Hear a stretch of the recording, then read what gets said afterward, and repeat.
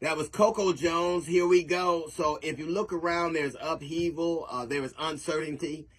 In situations like this, there are kinds of people that when it comes to Trump, fall into, many different camps. One of them is a group of people who are dyed in the wool, die hard. They believe everything he says. He was sent from God. He's a genius.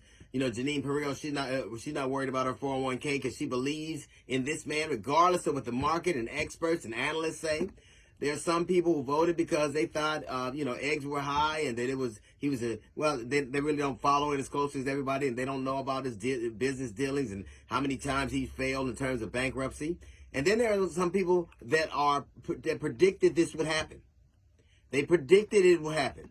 Now, it's interesting because if you look over the weekend, there were a lot of protests who were protesting Donald Trump and Elon Musk, and I guarantee you a good number of those people were people who voted for them. Side note, I did notice those protests that they were large. There were police presence, but I didn't see anybody getting beat up. I didn't see any tear gas. I didn't see people riding through with horses. So we are capable of protesting and having peaceful protests if you wear the right uniform. And that white uniform is not black skin. That's for damn sure. They acted a lot like they did on January 6th, where they just kind of let it happen. But I digress. People knew this was going to happen. The last time we have this level of upheaval is something that is unanticipated.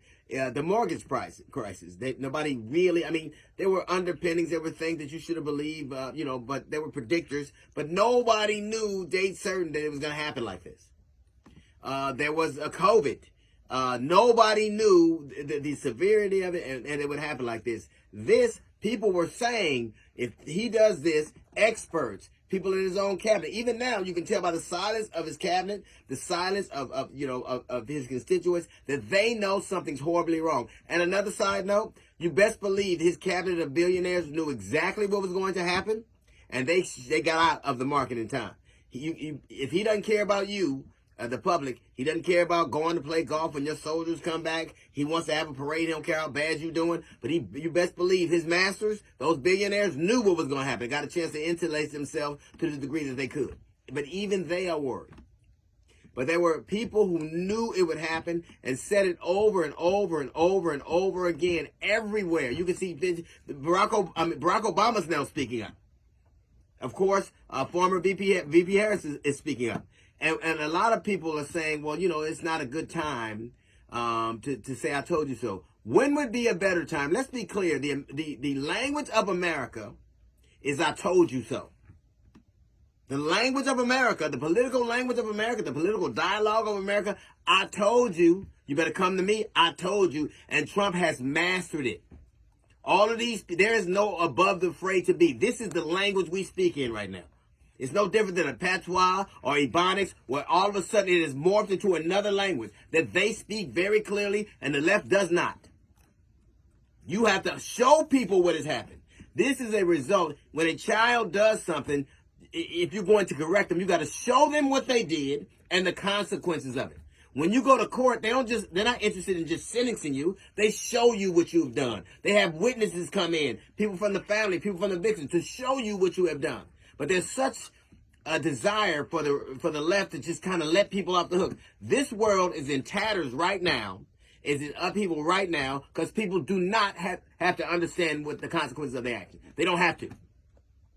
I remember this movie, Glorious Bastards, where he would carve the swastika into the actor's head at the end of it, because he said, I don't want you to be able to sink back into society and pretend like you never were this. And they're getting to do it. The best you get from these people who see this doom and impending doom coming is silence.